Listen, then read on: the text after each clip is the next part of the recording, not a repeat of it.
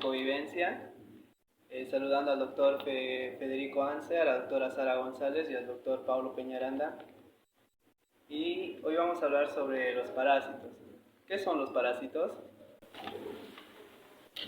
Bueno, los parásitos son microorganismos, no en todos los casos, porque micro significa que no se los puede ver a simple vista, que hay que utilizar un microscopio, pero están, digamos, dentro de esa categoría porque la mayor parte son microorganismos, ¿no? Y la división, hay varios tipos de división según dónde habitan, según cómo ingresan a un organismo, según cómo se reproducen, según la forma del parásito, ¿no? La primera clasificación sería de endoparásitos y exoparásitos. Los endoparásitos son los que viven dentro del cuerpo del huésped. Algunos lo llaman huésped al que aloja al parásito, ¿no? Y otros lo llaman hospedario. Yo me inclinaría más por la palabra hospedario porque huésped da la impresión de que es todo lo contrario, porque huésped es el que se aloja en vamos a decir, en un departamento, en un hotel, en una casa o en el organismo de una persona. Sin embargo, muchos científicos y en muchos estudios dicen al parásito huésped, y hay esa discrepancia en cuanto a cuál es la nominación que se debería usar de manera correcta. Entonces, vamos a llamar hospedario. Yo creo que el huésped es más bien el parásito, ¿no? Los ectoparásitos o exoparásitos, como los llaman otros, son los que viven en las superficies, o sea, no llegan a ingresar al cuerpo, al interior, digamos, del organismo, del hospedario. En este caso vamos a hablar más del ser humano, y son aquellos muy conocidos como los piojos, los chinchis, que son hasta las pulgas y otros más grandes también. Y los endoparásitos son aquellos que están principalmente en el intestino del ser humano, pero no quiere decir simplemente que se reducen a que su hábitat sea el intestino, sino que van migrando. Algunos migran al hígado, como la fasciola hepática, otros migran a otras estructuras del cuerpo del ser humano, del animal, y muchas veces llegan incluso al cerebro del ser humano. Sí, bueno, estos parásitos pueden ser unicelulares o pluricelulares, ¿no? Y ya dependiendo de qué tipo de parásito sea, se va a dictar un tratamiento correspondiente, ¿no? Se recomienda también a todas las personas que por lo menos una vez al año se desparasiten. ¿Por qué? Porque, o sea, nosotros estamos en constante contacto con todos los parásitos. No es que por vivir en un lugar o por comer cierto tipo de comida estamos exentos a contaminarnos, ¿no? Es muy posible contaminarnos a través de las verduras, del agua, etcétera, ¿no? Influye mucho la higiene del lavado de las verduras, de los alimentos, al momento de contraer un parásito, etcétera, ¿no? Muchas veces estos parásitos sí presentan sintomatología, pero hay ocasiones en las que no, que se presenta de manera silenciosa a través de anemias, a través de gastritis, etcétera. Es importante la desparasitación por lo menos una vez al año. Bueno, y también haciendo una pequeña referencia a la anterior charla, la anterior semana, que habíamos hablado de organismos vivos mucho más pequeños que eran difíciles de ver al ojo humano. Como decía el doctor, estos parásitos sí pueden verse en una edad adulta porque también tienen una fase de vida donde son invisibles, por eso es que uno se contagia sin darse cuenta con la parasitosis. Pero creo que yo lo podría más o menos identificar como un organismo mucho más complejo que los que habíamos visto anteriormente, porque son mucho más grandes. Pueden haber parásitos macho, parásitos hembra, hay parásitos, bueno, dentro de una clasificación, también ya tocando la siguiente pregunta, sí hay una clasificación tal vez médica que se llama protozoarios y helmintos, y de ahí hay una subclasificación muy grande, pero para fines prácticos tal vez Una de las clasificaciones más prácticas sería externas, ¿no? La parasitosis externa, la piel, en el cuerpo, en todo lo que fuera externo, y parasitosis interna, que creo que es lo más importante o el porcentaje más amplio de parasitosis humanas que vamos a poder desarrollar en este día. ¿Qué producen los parásitos? Los parásitos pueden no producir, digamos, daños a los que se les debe tomar en cuenta, pasan imperceptibles. Sin embargo, así como hay parásitos que no te producen daño, hay parásitos que pueden llegar a producir la muerte. Hay parásitos que se reproducen de tal manera que en unos años pueden lograr obstruir el canal digestivo, sobre todo el intestino delgado y el intestino grueso también, y estos parásitos que se han reproducido por millones, finalmente con la obstrucción que producen en el aparato digestivo, hacen que la persona no pueda realizar sus funciones fisiológicas de una manera normal y van empeorando. Muchas veces esto ocurre en el campo, donde la gente no le presta mucha atención, y cuando le prestan atención a veces demasiado tarde, y esa persona puede llegar a morir. O sea que aunque la parasitología ha sido dejada de lado, incluso en las facultades de medicina, como que se ha reducido a la mínima expresión, y en algunas facultades y algunas partes del mundo las han retirado dentro del currículum, ¿no? Pero yo pienso que se debería dar más bien mayor importancia, porque son los microorganismos o organismos que no son, que se ven a simple vista, porque sí se ven. Para hacer un paréntesis en esto, existe un parásito que es de la familia de la Actenia, que puede tener 10 metros de largo dentro del organismo del ser humano, y que esta persona ni se da cuenta. Cuando empieza a expulsar a través de las heces fecales una especie de anillos, bueno, son anillos que ahorita no recuerdo el nombre médico, entonces hay que... en ese momento lo más adecuado sería ir a un laboratorio para detectar qué es lo que tiene, porque imagínense tener un parásito del tamaño de una víbora de 10 metros que está alimentándose de lo que ingerimos, muchas veces también compartiendo todos aquellos nutrientes que el ser humano está ingiriendo para su nutrición, y también son succionadores de la sangre, ¿no? O sea que hay que tener muy en cuenta, y yo creo que la población en general debería estar más advertida, porque ya habló Pablo del tema del aseo, digamos, no tanto del aseo, sino de la desinfección de los alimentos, porque muchas veces son regados con aguas que tienen residuos fecales, ¿no? Y estos residuos fecales pueden estar contaminados casi siempre con algún tipo de parásitos que son en forma de huevo, que una vez que son introducidos al organismo humano, estos huevos empiezan a tener su ciclo y pasan al estado de larva o al estado de... ahorita no me acuerdo el nombre, bueno, los adultos, ¿no? Que son los que ya producen daños patológicos en el ser humano. Sin embargo, se ha visto muchas veces que hay parásitos que están en el agua, y que ni siquiera las aguas cloradas, que en todas las ciudades deberían estar cloradas de una manera científica para no excederse en la cloración, o que no sea muy bajo la concentración de cloro, aún esas aguas pueden contener parásitos a los cuales ni siquiera el cloro los elimina. Entonces, lavar verduras y lavar las frutas o los alimentos con estas aguas, en algunos casos, no estoy diciendo que en todos, es mejor hacerlo que no hacerlo, ¿no?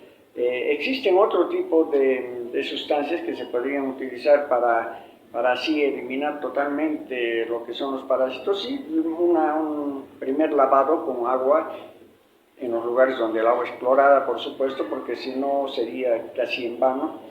Pero también se pueden utilizar otros antisépticos ya más, no diré más modernos, tal vez sean más antiguos incluso, que son a base de yodo, que es la solución de rubor, que hasta hace un tiempo solamente en los hogares, de manera muy rudimentaria, digamos, sin conocer mucho qué es el rubor, porque el rubor en realidad es yodo disuelto en agua, y unas cuantas gotitas de rubor en un litro de agua, por decir 10 gotitas de rubor en un litro de agua para lavar ahí las verduras, las lechugas y demás, es suficiente para eliminar tanto los huevos como ya en algunos casos ya los parásitos que están en edad adulta, ¿no?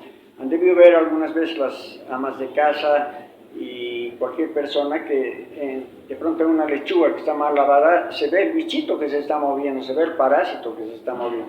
Si bien son estos parásitos que son del mismo color casi de la lechuga verdes, se dice que no son patógenos, sin embargo hay que tener cuidado porque no se sabe a la larga el ciclo evolutivo dentro del intestino del ser humano, porque son parásitos que van a poner huevos y que según el lugar donde se encuentre el parásito también puede cambiar su fisiología, puede cambiar su patogenicidad también. Si bien en algunos lugares no son patógenos, en otros espacios, vamos a decir en los intestinos, se vuelven patógenos.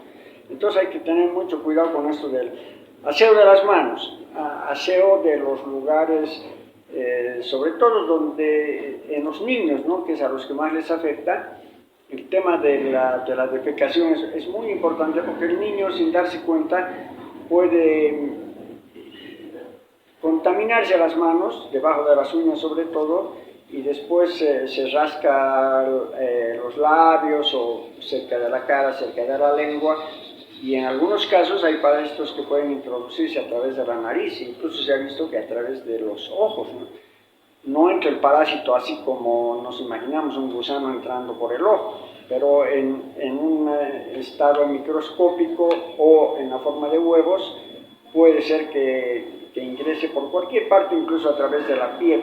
Sin embargo, el lugar por donde es característico o donde es más corriente que ingrese el parásito es a través de la boca, y va cumpliendo el ciclo que hemos hablado, ese ciclo evolutivo dentro del cuerpo hasta llegar a convertirse en algo que realmente es un problema de salud pública que en algunos casos puede presentar una gravedad que a la larga puede ser de consecuencias mortales incluso, ¿no? Y bueno, con respecto a la citopatología, todo empieza con una diarrea, ¿no? Y ahora, ¿por qué ocurre esto? El objetivo del parásito siempre va a ser sobrevivir. ¿Y sobrevivir a costa de qué? A costa del hospedero, ¿no? Entonces, el parásito, la forma de transmisión del parásito generalmente se produce por la secuencia mano-boca. Como la mano agarra, no sé, sin querer, por ejemplo, en alguna verdura que no ha sido bien lavada o algo, agarra, puede tener partículas de heces que contienen parásitos y se lo ingiere de manera inconsciente, ¿no? Entonces, el parásito ingresa y como tiene esa necesidad de proliferar, de crecer, de hacerse más fuerte, lo que causa produce sustancias que producen las sintomatologías patógenas, que son como la diarrea, la temperatura, vómitos, náuseas, etcétera, ¿no? También como los helmintos, que son los gusanos, más que todo así hablando vanamente, lo que van a producir en muchos casos son anemias, ¿no? ¿Por qué? Porque los helmintos se reproducen en el intestino, crecen, como decía el doctor, hay gusanos que incluso pueden llegar hasta los 10 metros, pero el hospedero solo siente como que una pequeña molestia en el estómago, inconscientemente tiene una anemia, les va a presentar dolores de cabeza, etcétera, ¿no? Porque el gusano es el que está realmente aprovechando todas las vitaminas y minerales que uno está comiendo. Incluso en el pasado, hace muchos años atrás, las mujeres finas agarraban y consumían gusanos. ¿Para qué? Para adelgazar, ¿no? Para bajar de peso.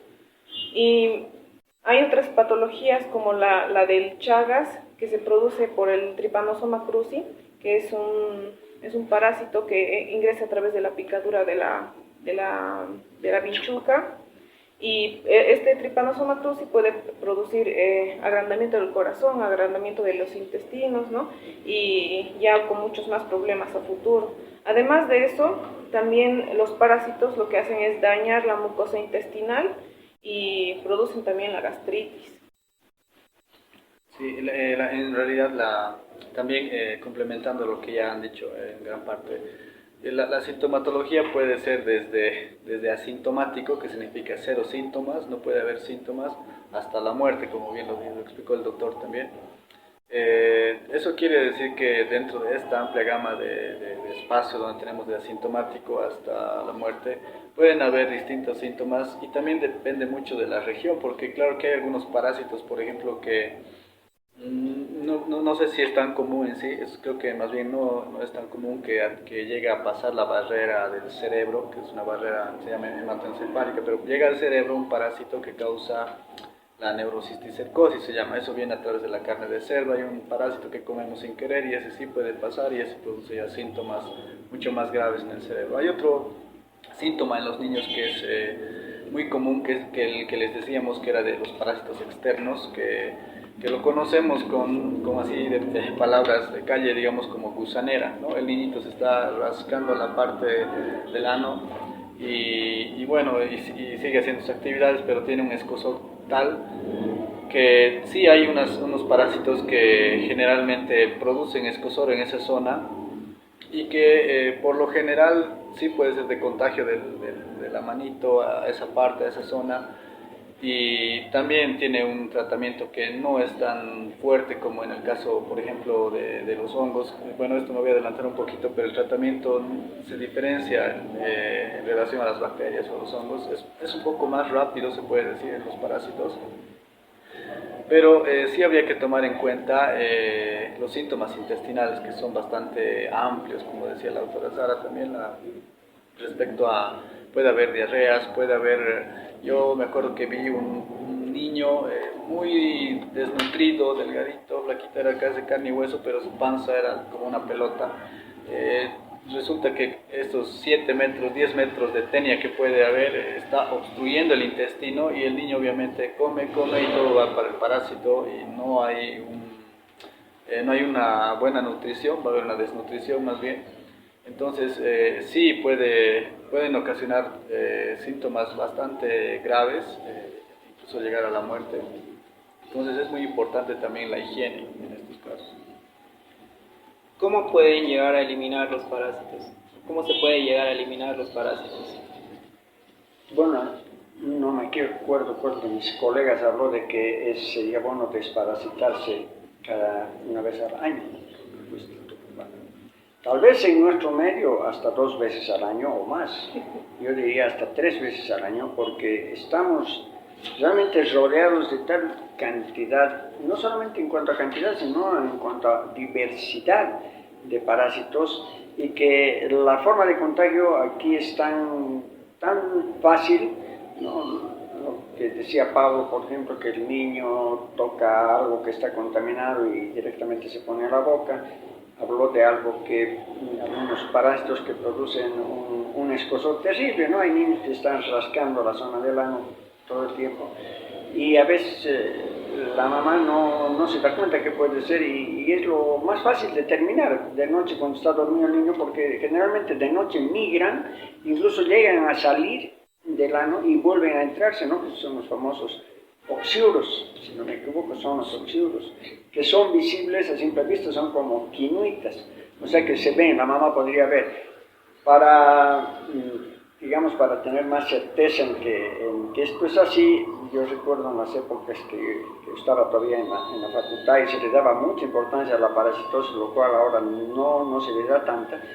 La forma de tomar la muestra era un scotch, que antes se llamaba Durex, no sé si le llaman Durex todavía, pegaban en la zona del anal o perianal del niño y llevaban portaobjetos al microscopio y ahí se veía pues con gran claridad ya sean los huevos o sean los adultos también. Entonces algo habló de desparasitarse el doctor Pablo, que sería bueno hacerlo pero no dice de qué forma hacerlo, porque ¿cómo se puede eliminar bacterias? Ya hemos dicho, a través de antibióticos, pero eso es complicadísimo porque sí o sí el médico tiene que intervenir. No puede una persona decir, tengo bronquitis y por lo tanto voy a tomar cualquier ampicilina, amoxicilina o lo que fuera, porque es de uso delicado. En el caso de los parásitos no, porque se puede usar cosas naturales. Yo sé del Beni porque una persona que trabajaba con nosotros y en un pueblo del Beni, la forma de eliminar parásitos intestinales de los niños era poniéndoles enema, que había era corriente y una costumbre generalizada, no sé si seguirá siendo, hacer hervir en la leche una cabeza de ajo pelado, por supuesto, y cuando se reduce de 1 litro él me decía más o menos al volumen de una botella, que vendría a ser 750 centímetros, después de haber hervido la leche, o sea, de que se evapora la leche por ebullición, está tan concentrado el ajo en la leche, y dejar entibiar y aplicar la enema en los niños. Elimina todos los parásitos, lo que no elimina son ya el tipo de las amebas, de las yardias y algún otro parásito que es muy difícil de eliminar y que en ese caso hay que usar medicamentos o drogas, como las llamamos. Ahora, mi consejo para que no se confunda con el tema de que la gente no se debe automedicar y demás. Sin embargo, es muy conocida una terapia porque se utiliza un medicamento que el cuerpo humano no lo absorbe, en realidad no pasa al torrente sanguíneo, por lo tanto no pasa a los tejidos del ser humano, que se llama mebendazol, y eso sería bueno que tomen en cuenta las mamás primero, porque sí se debería hacer. Utilizar el mebendazol va a eliminar entre el 60 al 70% de los parásitos corrientes que tienen los niños, y se da 6 tabletas de mebendazol. Algunos médicos dicen las 6 juntas, pero yo soy del criterio de que si son, tal vez en un adulto se puede utilizar de esa manera, pero en niños 2 tabletitas cada 24 horas, o sea, cada día darle 2 tabletas. Son tabletas que se deshacen fácilmente, que se pueden mezclar con los alimentos, o si los niños están acostumbrados o no acostumbrados, sino que no tienen la dificultad de deglutir o de masticar el mebendazol. Hay una diferencia, porque puede ser que una persona vaya a una farmacia y le digan no hay mebendazol, pero hay albendazol. No es lo mismo. O sea, el albendazol es muy poderoso, mata también muchos parásitos. Sin embargo, el albendazol sí pasa al torrente sanguíneo y puede pasar a todos los tejidos del cuerpo, lo cual no ocurre con el mebendazol, ¿no? O sea, no es un medicamento sistémico. Solamente actúa en el intestino y actúa solamente matando los parásitos, pero no actúa, digamos, debilitando el sistema inmunitario, no actúa intoxicando a la persona, no actúa invadiendo los tejidos del ser humano. Entonces, cualquier persona puede hacer con toda la garantía, digamos, del caso, si es que no quiere ir a un médico, porque lo ideal, obviamente, si ven al niño que se está rascando, un niño que no engorda, un niño que es panzón, un niño que no rinde en el colegio, un niño que está de mal humor, un niño que no puede dormir. Son muchos síntomas que podrían, no digo que todos estén relacionados con una parasitosis, pero sí podrían estar infectados de algún parásito y que por eso el niño tiene ese tipo de comportamiento. En ese caso, lo ideal obviamente es ir al médico, el médico le va a dar una orden para que vaya al laboratorio, el laboratorio va a informar qué parásito tiene, va a volver al médico, el médico le va a decir tiene esto y tiene que tomarlo. Yo lo que les aconsejo es desparasitar al niño con las 6 tabletas de mebendazol, bien claro, no albendazol, sino mebendazol, y en caso de que los síntomas después, digamos, de unos 15 o 20 días los síntomas no han disminuido, el niño sigue con los mismos síntomas, en ese caso sí, porque hay algunos parásitos que no se eliminan con el mebendazol, entonces hay que hacer un tratamiento combinado, ¿no? Utilizar el mebendazol. Ahora lo que se aconseja es, para que tenga mejor efecto, para que dé un resultado mucho más óptimo, el uso del mebendazol, se puede dar ya sea con aceite de ricino, que es un purgante drástico, pero es horrible, los niños no lo van a querer tomar, o la sal de Epsom, que es el sulfato de magnesio, que es una sal que se le puede dar incluso con un refresco, se le puede dar bueno, se debería disolver con agua, ¿no? Un adulto no va a tener problema en disolver. Se vende en las farmacias con el nombre, generalmente con el nombre de sulfato de magnesia, y algunos mantienen el nombre antiguo todavía, que era la famosa sal inglesa. Entonces, un sobrecito de 20 gramos, en algunos casos se envasan en 30 gramos, sin temor, todo el sobre disolver en un vaso de agua y tomar. Una persona adulta, estoy hablando. Para un niño, la mitad del sobrecito, si lo disuelven así en agua, el niño lo va a escupir porque es sumamente amargo, porque se llama sal amarga también, debe ser la sal que tiene más nombres, ¿no? Sal de Epsom, sulfato de magnesio, sal amarga y sal de higuera también, ¿no? Es la misma cosa. Entonces, para que el niño pueda tomar, pues tendrá que, aunque no es aconsejable a un niño parasitado darle azúcar, es lo peor, pero en este caso sí se justificaría contarle que el niño pueda tomar ese medio sobrecito y al día siguiente el otro medio sobre. Entonces le va a producir una diarrea fuerte. Ese día el niño no tiene que ir a la escuela, no tiene que ir al colegio porque va a tener necesidad de entrar al baño. Y si ha tomado el mebendazol de la manera que hemos indicado antes, estamos seguros de que va a eliminar un 80% de sus parásitos. Sí, con respecto al tratamiento, varía, como decía, según a la especie. Si se tiene amebas, se puede tomar metronidazol. Si se tiene parásitos, parásitos helmintos, que son los gusanos, albendazol, mebendazol, etcétera, ¿no? Pero tiene que ser específico, porque igual para Chagas es otro tratamiento, entonces es mejor ser asesorado por un médico, ¿no? Y si quieren buscar un remedio natural, como decía el doctor, el ajo sí es un buen antiparasitario, incluso el consumo de ajo diario les ayudaría como un antiparasitario natural, ¿no? Pero tampoco digo que se tomen, que se agarren cinco gajitos de ajo y se lo traguen, ¿no? Que sean en cantidades mínimas, no sé, para sazonar la comida, así, de esa manera. Y también hay una levadura que es un hongo, que es la Saccharomyces boulardii, que se ha encontrado evidencia científica que también puede ayudar a eliminar las amebas como la entamoeba histolítica, ¿no? O sea, el tratamiento para los parásitos es múltiple, es bien amplio.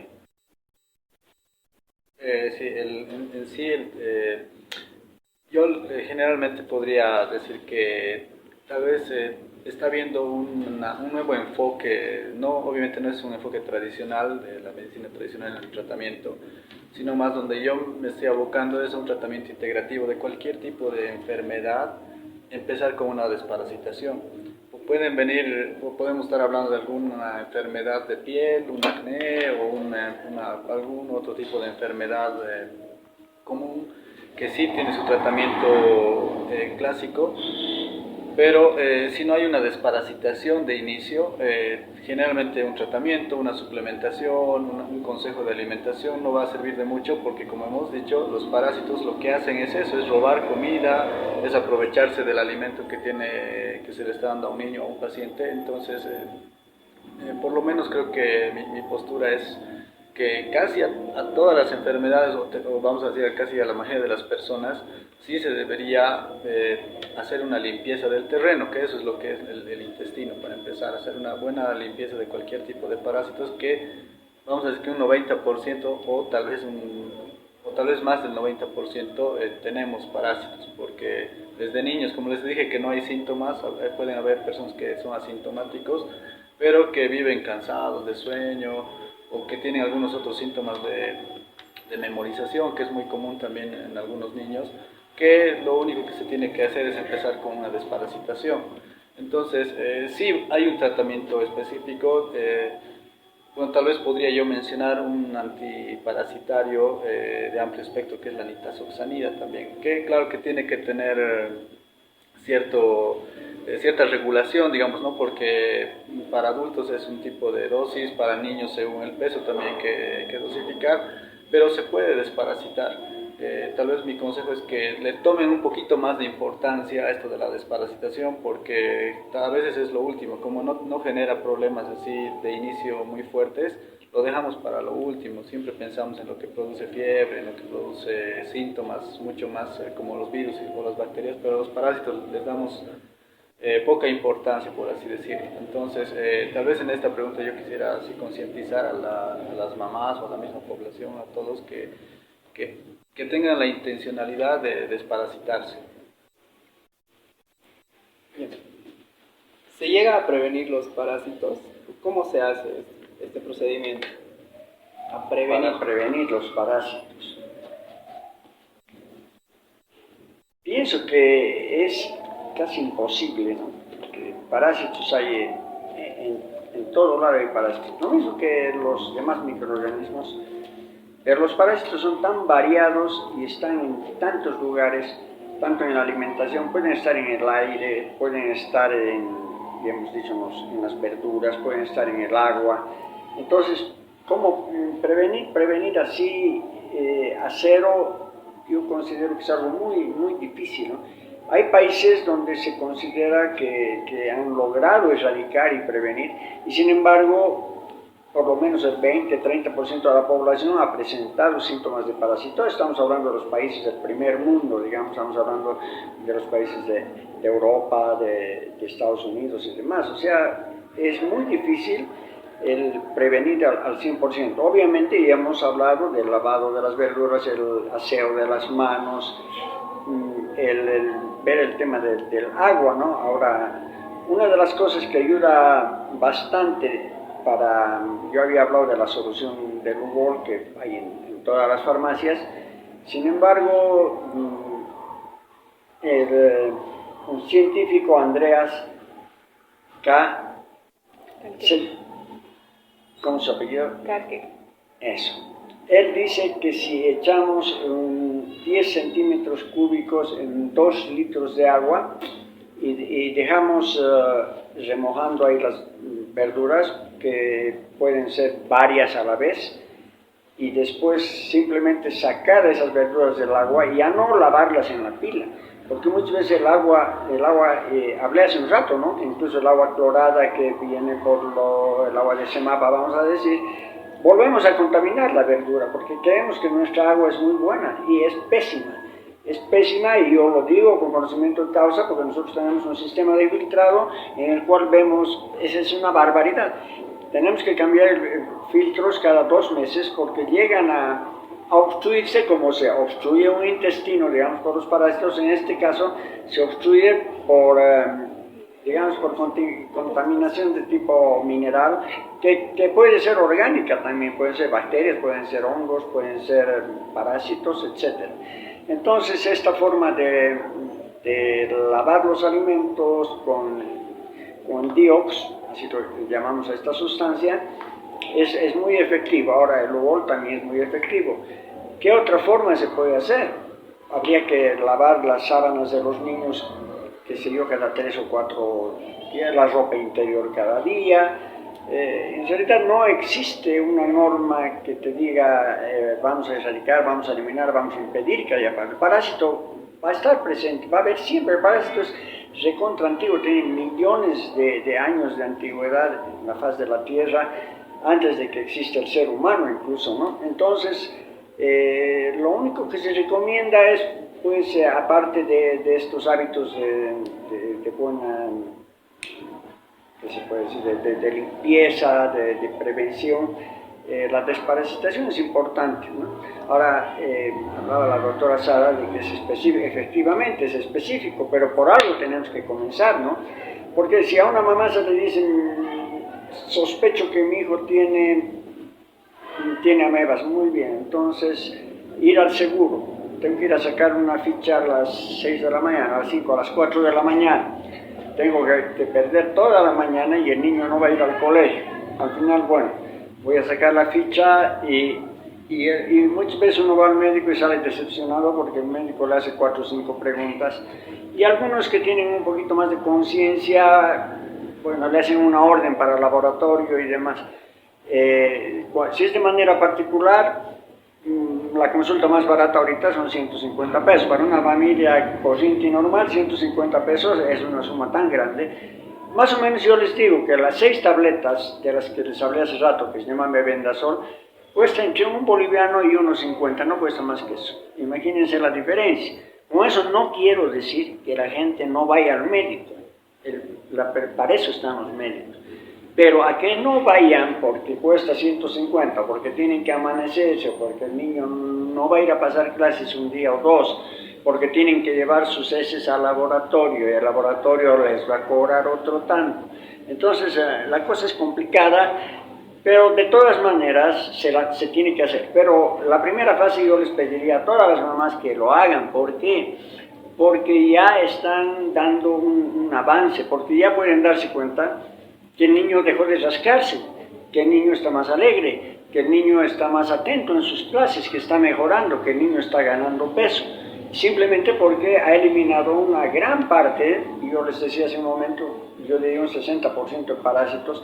Indudablemente hay parásitos que no se van a eliminar con el mebendazol, que ese parásito se va a reír en realidad del mebendazol. Vamos a hablar, por ejemplo, de las amebas, pero hay una forma también de diagnosticar las amebas. Obviamente que el laboratorio es la mejor manera de determinar, porque también entre las amebas hay unas que son patógenas y otras que son saprófitas. Hay la ameba histolítica, la ameba coli y hay algunas otras más. Pero cuando una ameba está produciendo un daño patológico es característico. Uno, la diarrea es muy líquida en el niño, porque sí produce diarrea. Segundo, que tiene como unos hilitos de sangre, las heces fecales.